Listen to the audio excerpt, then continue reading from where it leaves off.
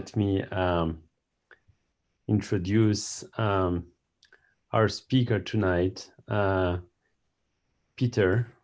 So in the email I sent for the recap, Peter sent us a little bio. He has been playing kayak polo for 12 years, starting this at UCLA. It's interesting to note that initially Peter started kayak polo because he wanted to learn how to roll, and his goal was to do a huge trip, on the coast of California. I really hope this will happen one day, but he really went into the kayak polo pretty deep. You can read in his bio, a lot of different competitions. He has played on the USA team, competed internationally in Europe, Canada, and in Brazil in 2019, where he was the captain of the US team who won the Continental Cup. It's very hard to not pronounce in French. Well, I pronounce in French most of the things, but anyway, it's really a pleasure that Steve accepted, that Peter, sorry, accepted today to present his sport, and what they are doing to us, and hopefully Peter will become a member. We actually are giving him, 1 year free membership. So I really hope Peter will use it. And I really want to thank Steve Goldfinger, for approaching Peter and convince him and to talk to us tonight. So Peter, welcome to the group, and we look forward to hear from your presentation. Thank you so much, and thank you to Steve for running into me after one of our practices at Berkeley Marina, and he was like, "What is that boat, and what are you doing? Tell me all about it." So I appreciate you all being very welcoming. Also, my teammate Andrew is here. He is actually also training for the US team. Marianne, as you know, she plays with us, and she was on the US women's team. So we have a few kayak polo players in the house. Yeah.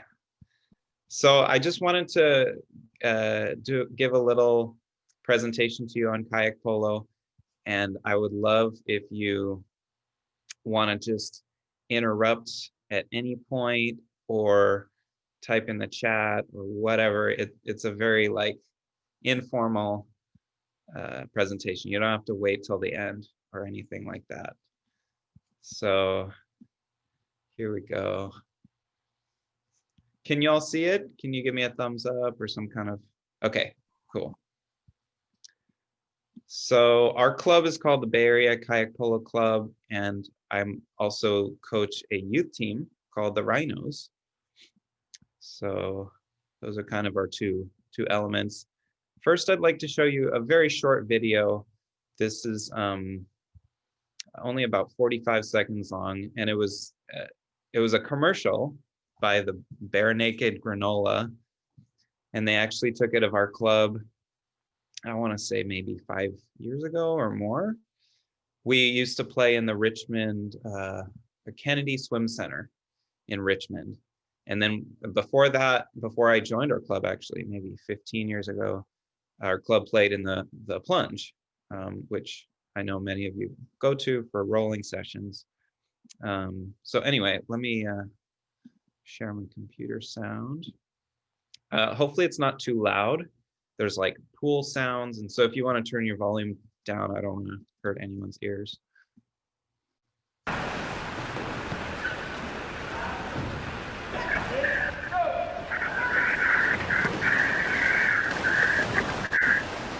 The sport started, I think, around World War II in Europe. It's 5 players on a side, and we use a regular water polo ball.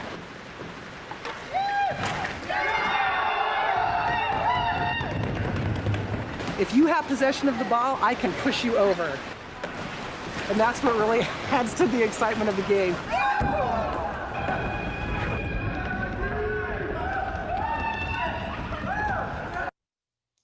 So that's just a little taste of what it is. Oops, let me go back into full screen.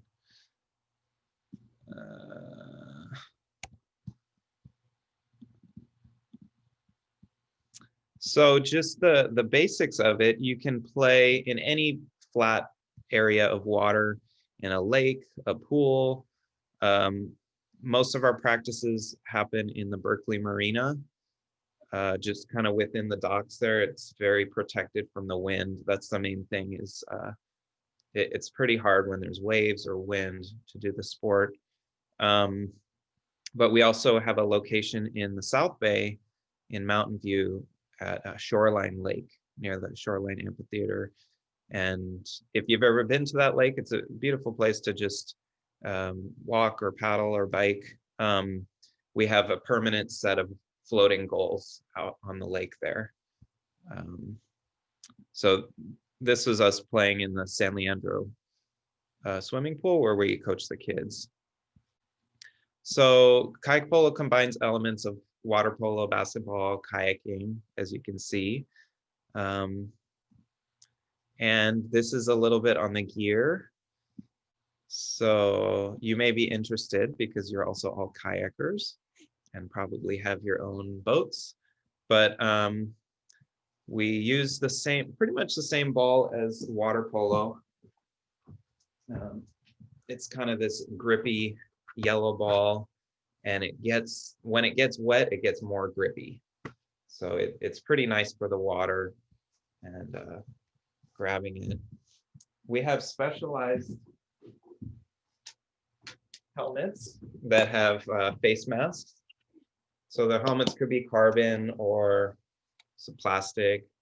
And the face mask, there's specific specifications by the ICF, International Canoe Federation, for how big the holes are in the face mask. The paddles are also, a bit different. The main difference is that the blade is quite thick. So I'm not sure if you're able to tell, but I don't know how many millimeters, but compared to like a sea kayak paddle, which is quite thin, normally a carbon sea kayak paddle, this one is much thicker. I think it's got like a foam core. And the idea is if you accidentally knock someone on the hand, you're not gonna do too much damage. But that does get me into the, one of my main points. It's a very safe sport. It might look a little bit rough or aggressive, but because of the protective equipment, a lot of the contact is boat to boat, right? Like bumper boats instead of, maybe soccer or football where it's body to body. And then the kayaks, I don't have the kayak here in my room, but the kayaks have these foam or rubber bumpers on either side, the front and the back. So again, if you do bump into someone on accident, then you're not going to hurt them. And the goals are here. Sometimes they're floating goals. Sometimes they're just hanging.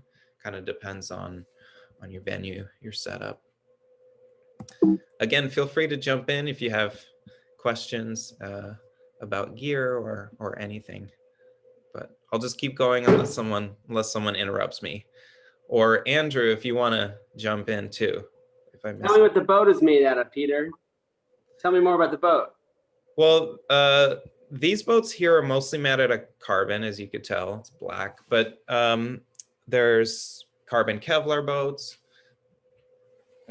This paddle is carbon Kevlar. You can kind of see the pattern there.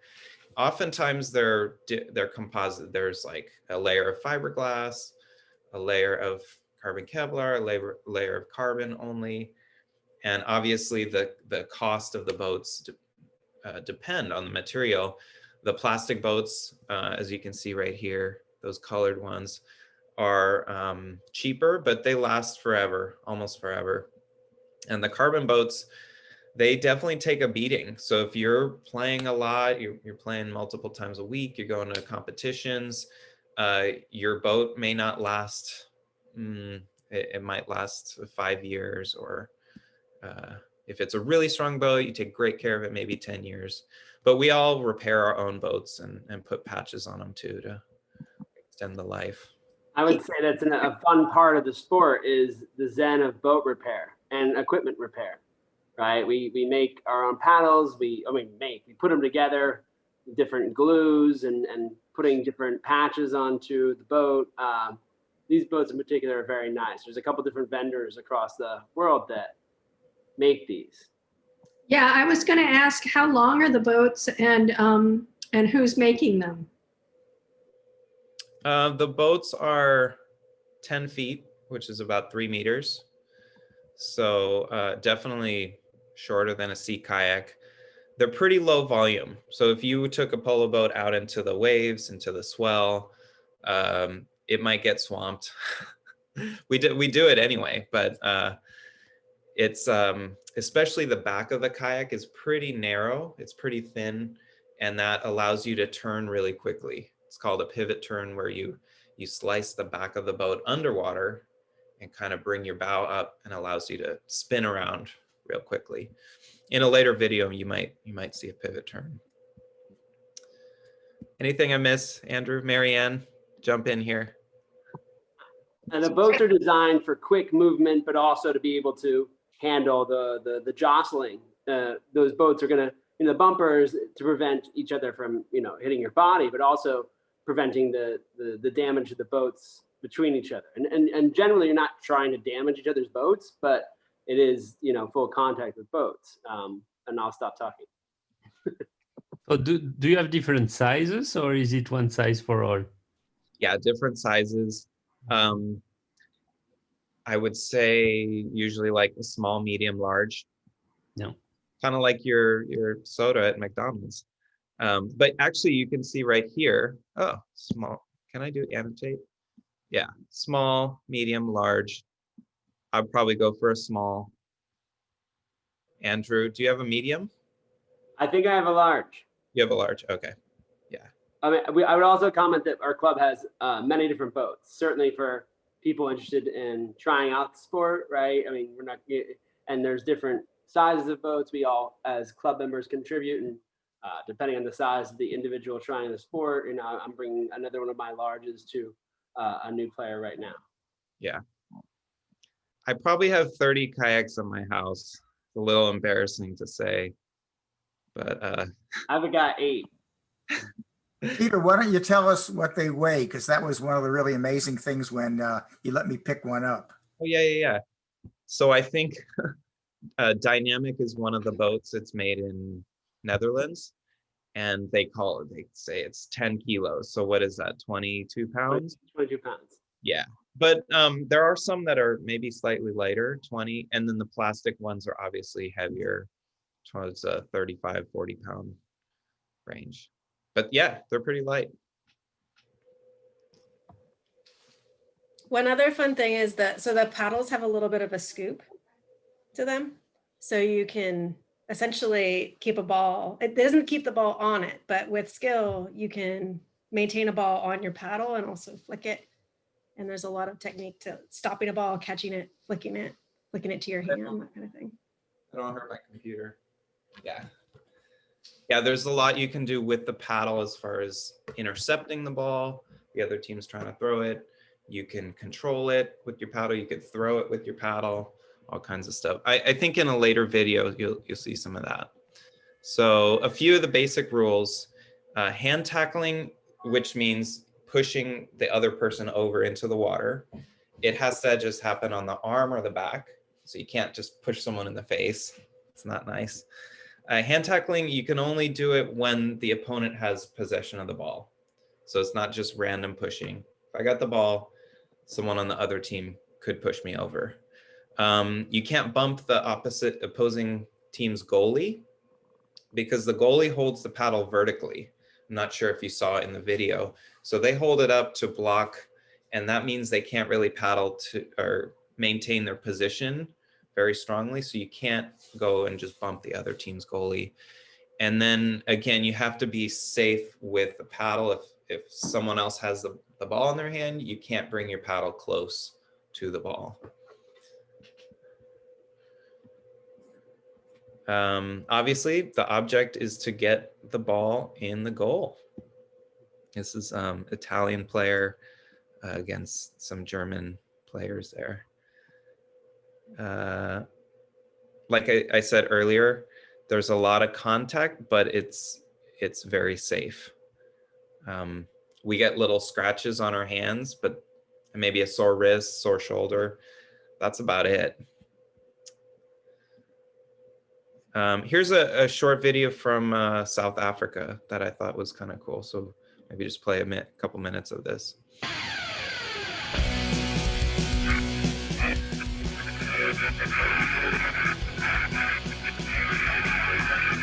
Sorry, the volume's kind of loud. Feel free to turn it down if it's too loud.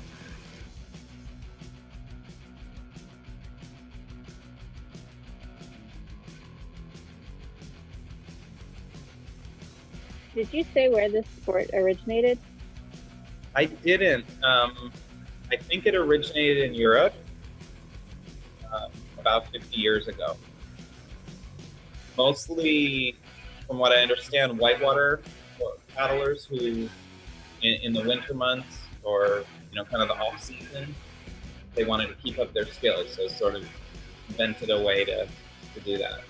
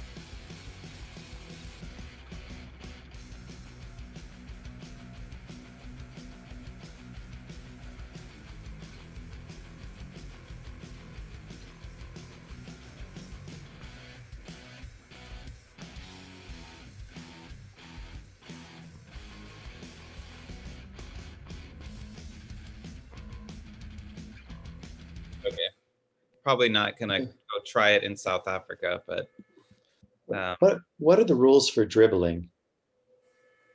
I mean, basically, dribbling is just tossing it ahead of you. But they mentioned there's a 5-second time limit to possessing the ball. So if you move the ball within outside of a meter from your body, basically out of hand's reach, if I just throw it a little bit out of my reach, it resets that 5 seconds. So I can toss it just a little bit ahead of me, paddle up, grab it, and that's dribbling. I also had the life jacket here. This is one of our Rhinos ones, and they're reversible, which is kind of cool. So you can be red team,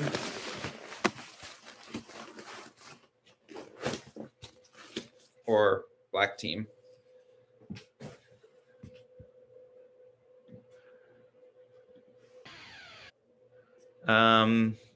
Oh yeah, so there's a lot of teamwork elements to it that you might not find in other kayak sports like whitewater or sea kayaking. So it may not actually be for everyone. Some people don't like having to work on a team. They just want to do their own thing. But that's cool. Everyone's got their own way of approaching the sport. A lot of my closest friends are from kayaking. So I love it. Peter, could you talk a bit about rolling a polo kayak versus rolling a sea kayak?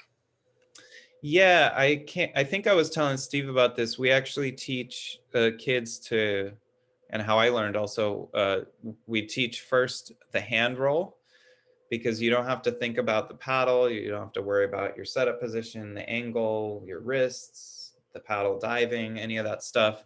You just use your hands, you make an arc, and you do the right thing with your hips, lean back. And because, as I mentioned earlier, the stern of the kayak is pretty low volume. When you lean back and do a hand roll, it's as long as the boat fits you pretty well and you're doing the hip flick, you're keeping your head down, the hand roll is pretty easy in these boats compared to like trying to roll a whitewater boat or roll a sea kayak with your hands. Hand rolls are easy in these things. But again, you can roll with the paddle. That's, as long as the paddle's in your hands, that's the best way. Sometimes you lose the paddle by accident. Sometimes you have the ball tucked in your arm and you do a ball roll. But it's a great sport for rolling because at least in the summertime, we like to push each other and just get wet.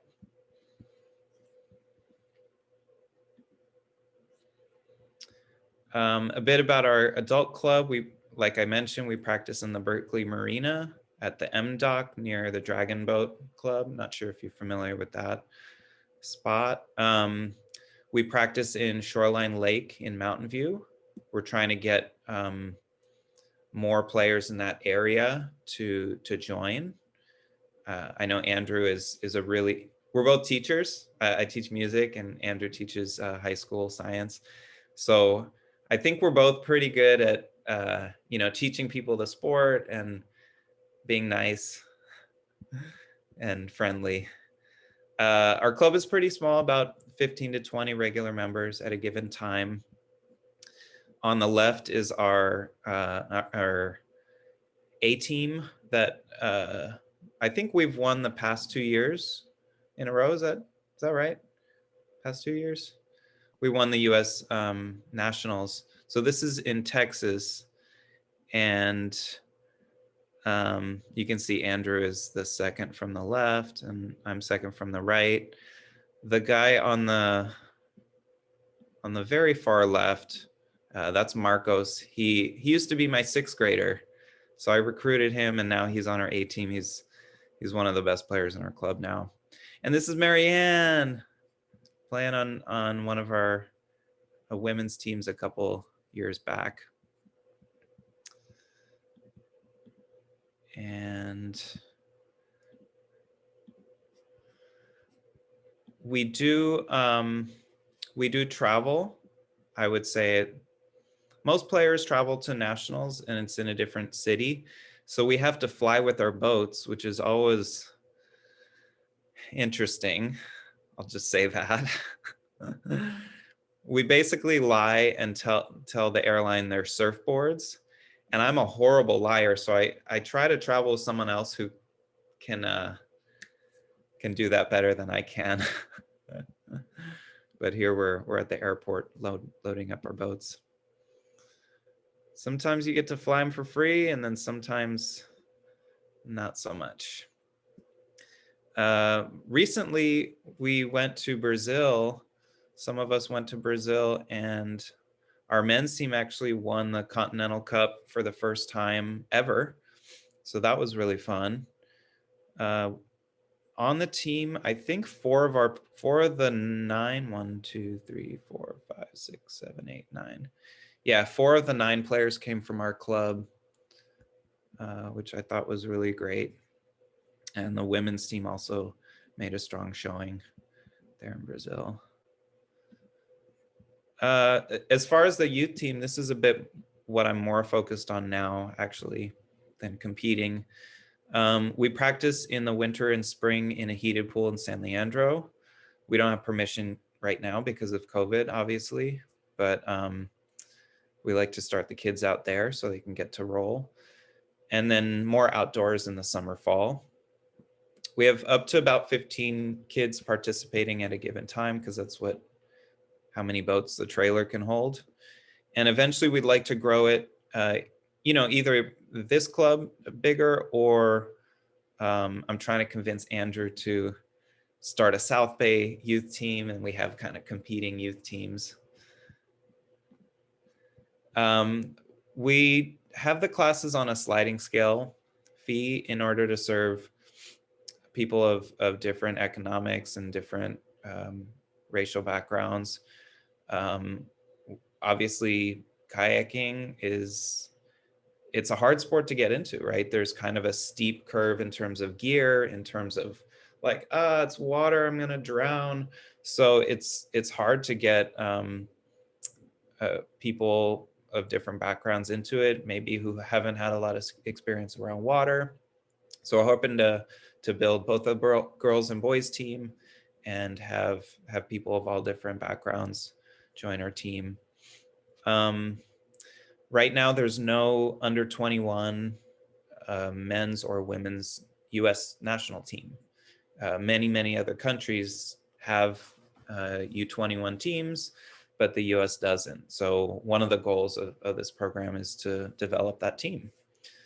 And then also, really, to be successful, we'd need, I think, 3 kind of youth teams within a few hour drive. So if there was a youth team up in Sacramento, one in the East Bay, one in the South Bay, they could actually train against each other, compete, and it would build to a level that those kids, a core of those kids could compete against, kids in France, kids in Italy, who are the best in the world.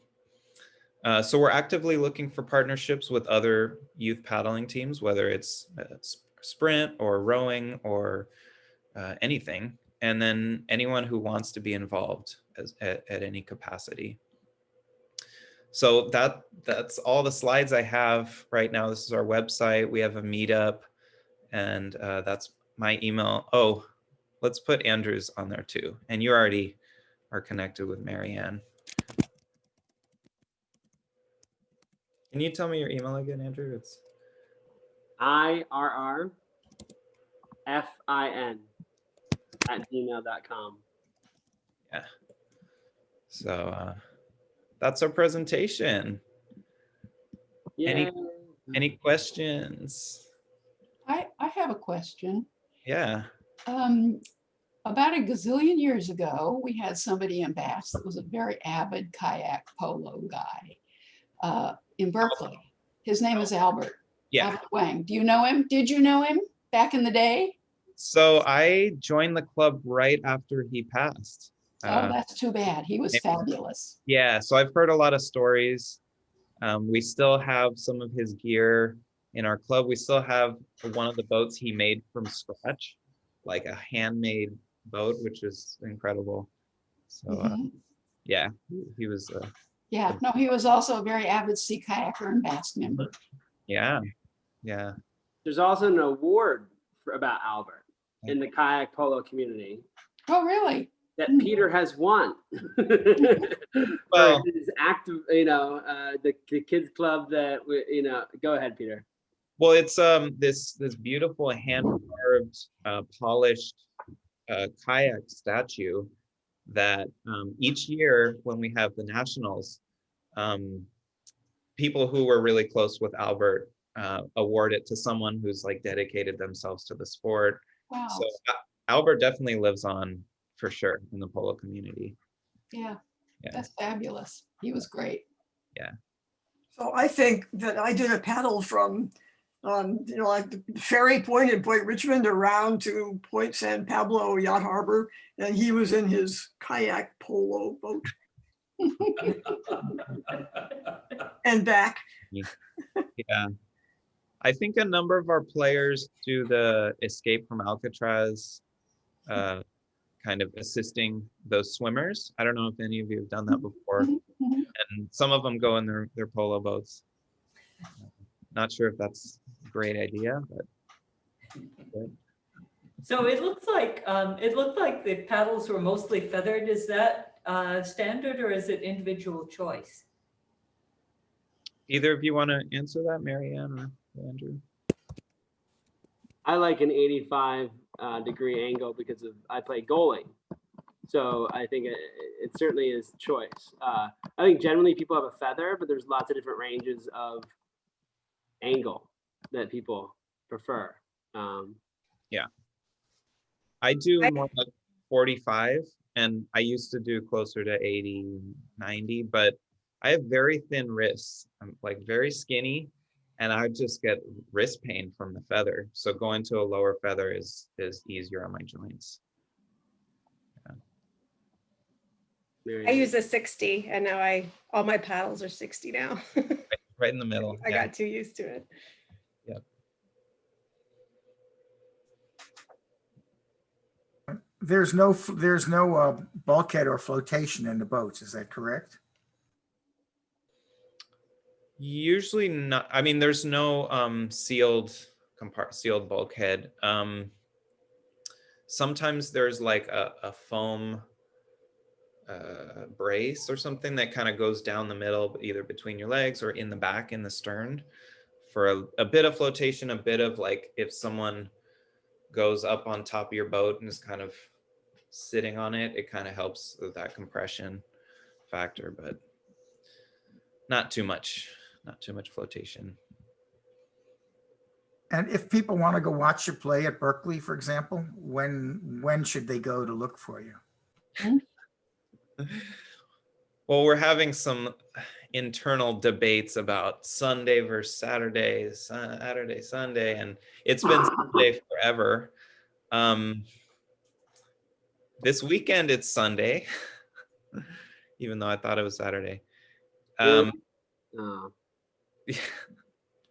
Anyway, it's you can contact me. It's either Saturday or Sunday at 10 a.m. Usually at Berkeley, sometimes down in Mount. Is there anyone down in this located more South Bay Peninsula? Okay, all right, several of you. So that might be more convenient to go to Mountain View if you wanted to go check it out. And you could just send me an email or Andrew if you're interested in checking it out. Are your schedules on the website? Practice schedules? It probably says Sunday at 10 a.m. But like I said, we're in the process of, I think, shifting to Saturday. I don't know, Peter. No? I don't know. Well, I know that I think what we agreed upon right now is every second weekend, it's going to be Saturday at Shoreline. But I think probably a good idea if you're going to make travel plans to reach out to one of us first to confirm, especially if it's your first time. Yeah. But there was some dissension. So I think people have decided Sundays, but it's generally 10 a.m. to 1:30 p.m. On the weekends. Traditionally Sundays, but we're, as Peter mentioned, some in a bit of flux. Potential changes. It'll settle. So someone should put your 2 emails on Buzz so we can pick them up. That would be great. We'd love to have more participation and also just, getting our club out into the community. Definitely. I'll put them in the chat right here. Both our emails. And how are you guys handling playing during COVID? That's something that BASK has been struggling with, as you heard. What are you guys doing? Yeah. Do you want to answer that, Andrew? Or? It's a very good question. For a while, we weren't doing anything, and only individually going out, if at all. And then was it this summer in July, I think, when California started to show some progress, we started with smaller groups and then worked up to bigger groups, pretty much 10 to 12 people. We wear masks during the gameplay. And initially we tried face masks, but those didn't work very well and you're rolling. And then we also have, you know, the just rolling and playing with a mask on. So it's changed our experience, but I think generally the regular group members are committed. I certainly am. But it definitely adds a different element to things. The mask will get wet with a bit of splash, and then plus you respirate kind of the vapor from your breath over 10-20 minutes. So I just have a stack of those masks from surgical mat or whatever masks from Costco, and I'll just let one dry out, put on another, and just change them out every 20-30 minutes, and it's not too bad. I found online these almost frames. It's like a plastic frame you put underneath the mask, and that's helped keep the fabric away from my face so I don't accidentally waterboard myself. Can you talk about the benefits of polo for sea kayakers? Anybody else? One more question for me. I was going to ask you about legal issues. So do you have any kind of waivers that people sign, or how are you handling that? Because especially since it's so dynamic and you're banging into each other. I think because we're such a small club, we all know each other and trust each other. And I think it's kind of, there's players in the club who have elderly parents or, people in the home. And I think we trust in each other enough that, and it's actually happened where, someone had was exposed to someone who was exposed to COVID. And so they quarantine, they get tested. And, I think we're all careful enough that it's been okay. But I wasn't referring specifically to COVID. I mean, in general, because people can get injured. Oh, yeah. We do have waivers, and I have all the kids sign a waiver. We do have insurance through the ACA. And yeah, I mean, that's about it. You do have to, if you compete in a tournament, you have to either be an ACA member or get an event only membership. I'm sure you've dealt with that too. Most of our regular members are ACA members, and because they go to competitions, but I think it's also generally a good thing to have for people who are regular members of the community and participating regularly. If you go to Shoreline, you do have to pay a launch fee, and I think part of that is a waiver. I forget exactly, but I think there is some sort of waiver involved in that. But competitions, I think, is where the legality becomes a more important component. Marianne, did you want to talk about maybe crossover skills between polo and sea kayak? What's the benefit of trying polo for sea kayakers? I think the big thing is you just get accustomed to being jostled. It's because it's not just water, it's another human being in a boat, actively moving your boat, trying to get under your boat, and or trying to push you over. And so a lot of the skills that have to do with bracing, low braces, quick high braces without injuring your shoulder, all those things, you just it becomes second nature, and you sort of, at some point you stop thinking about it. And you become really accustomed to rolling if you go over. And so it becomes kind of a badge of honor not to, to get pushed, but not to get capsized, right? And not to roll over. So it's a lot of brace practice, which is great. And at some point, I think even kind of bracing and rolling, because the boat flips over so easily, it's more of like a spectrum, you know, of like, oh, I'm most of the way over, but I'm right back up kind of thing.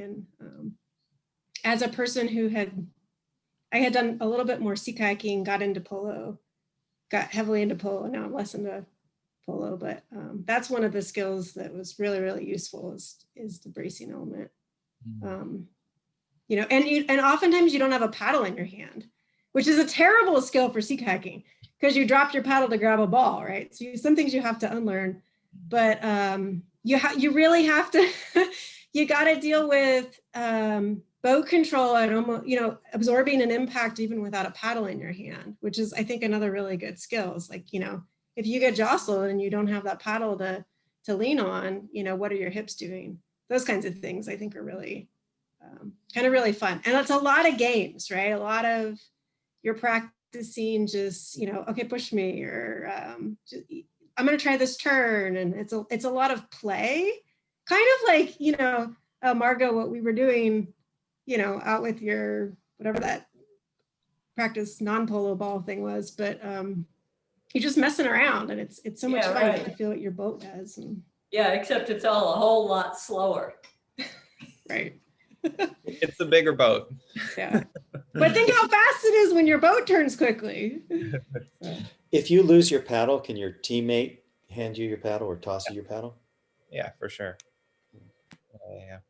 I when Marianne was speaking, I remembered because when I first started polo, I was doing some sea kayaking too and surfing in the waves with a little whitewater boat, and I somehow made the connection.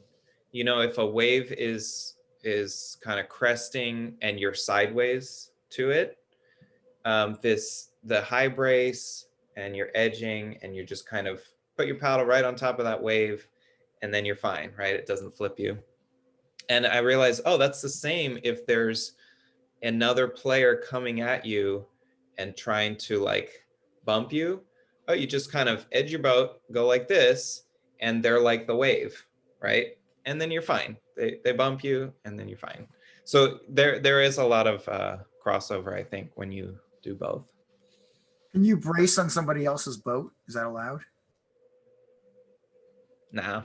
It's your own team member, but otherwise it's a turnover if you have possession.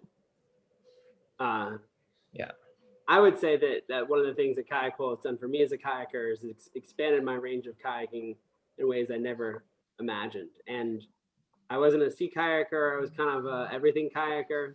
And now my nickname was Shipwreck because I think the first couple of times I spent more time in the water than I did in the air. And then now rolling is second nature. Hand rolling, paddle rolling, whatever. So I appreciate Marianne's comments, and that's mine. So thank you. Logistical question. When you guys go to Brazil or wherever, are you self-funding your trips or do you get assistance from anything or anywhere?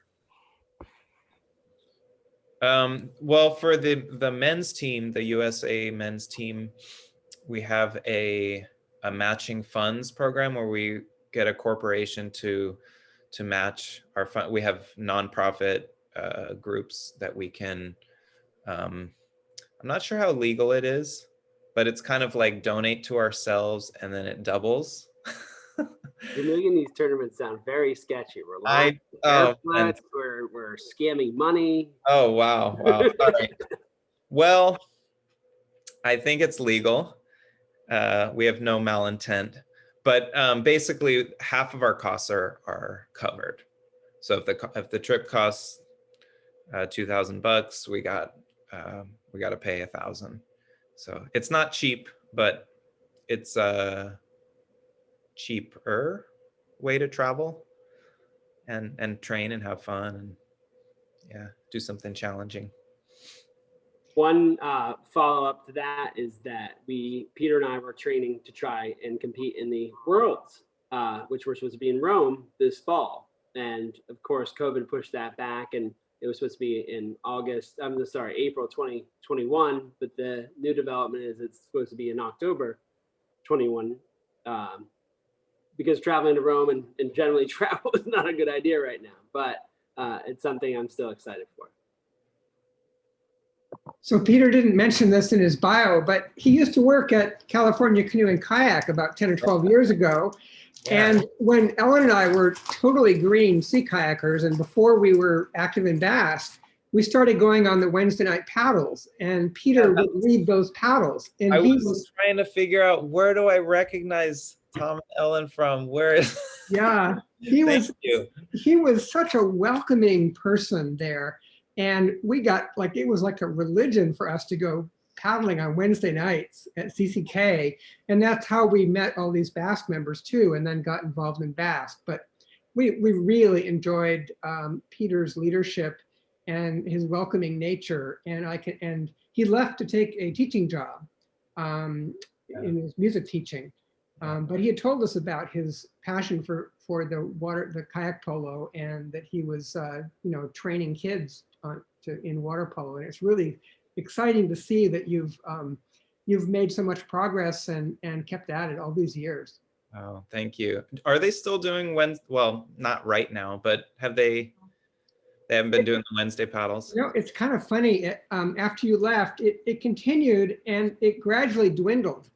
And it got to the point where Ellen and I would be the only ones that would show up.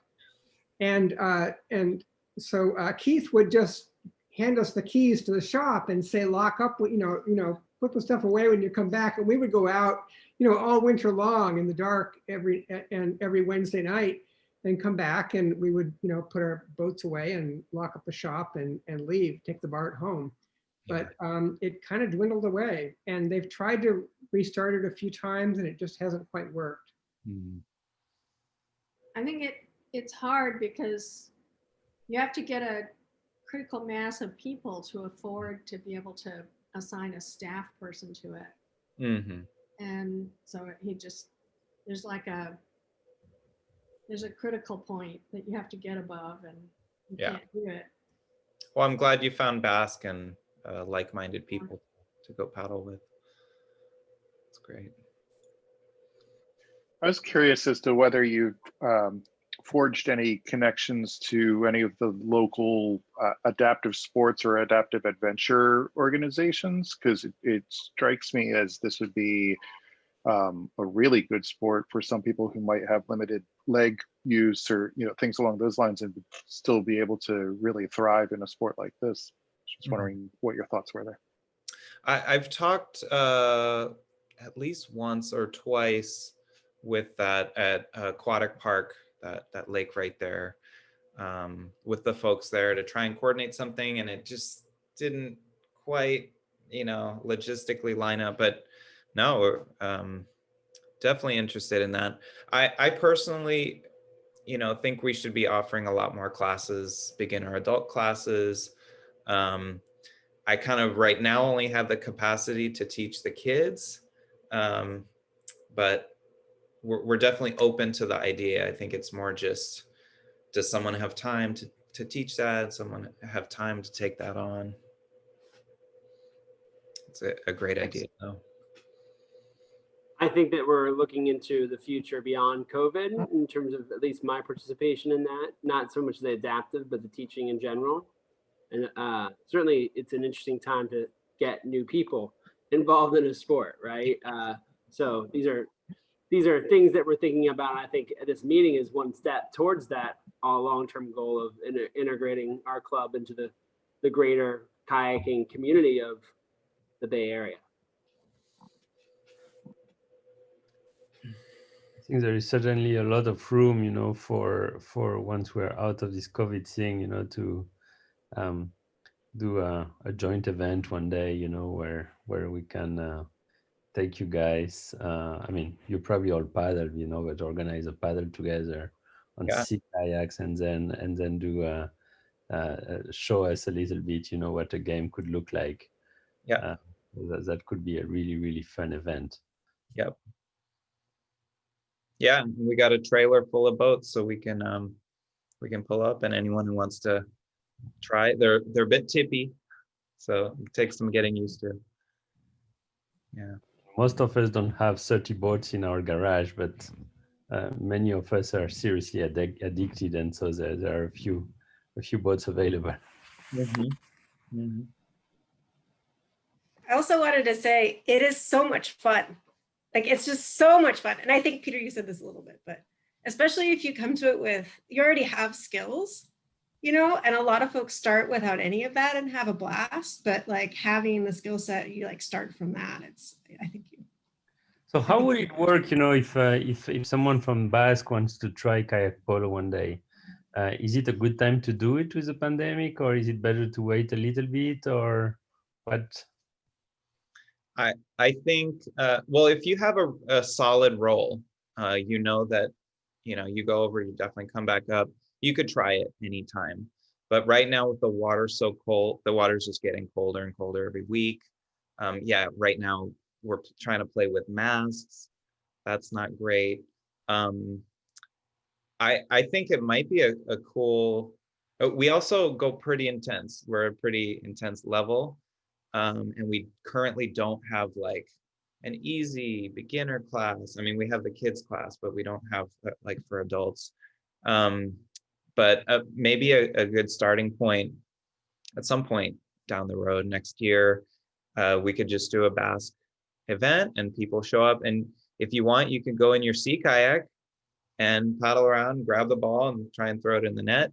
And if you want, you get in a polo boat, paddle around in that with a skirt, without a skirt, like who cares? And then you're with people you already know, maybe your similar ability, and just have fun.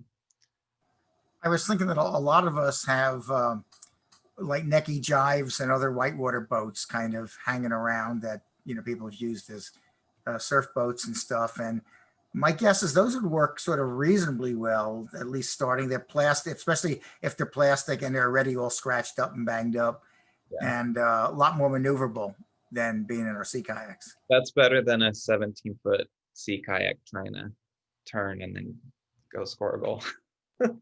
Hand-built wooden ones too, right? That you don't want to scratch ever. Right. Those are the perfect ones for kayak polo. Or carbon Kevlar with really pointy bows and sterns, or boats with rudders at the end. Rudders, yeah. Sharp edges are great. I would piggyback on Peter's comment that definitely, I think that's a great idea, that event, and that I think there's a future where we're going to have some attempts to expand the group to beginner classes and stuff like that. And I think we should keep in touch because I think you or the community around you probably are the people we try to reach the most in terms of kayaking skills. But definitely COVID does provide another barrier that is unfortunate, but I think there's a future here. Absolutely. Well, thank you so much for this amazing dive, you know, into kayak polo that I think most of us were not very familiar with. So that's really exciting, and it's really amazing to see how a small club. I mean, you are not that many, but you are really visible internationally. I mean, it's really impressive. You know, usually, you know, to get to these levels, you draw over hundreds of people, and so you must be doing something right with the training. It's just getting out there and training and dedication, and that's pretty much it. Yeah. Thank you so much. Any final comments from anyone? Thank you guys. Thanks a lot. Thanks for having us. See you all soon. Thanks for having us. Take care.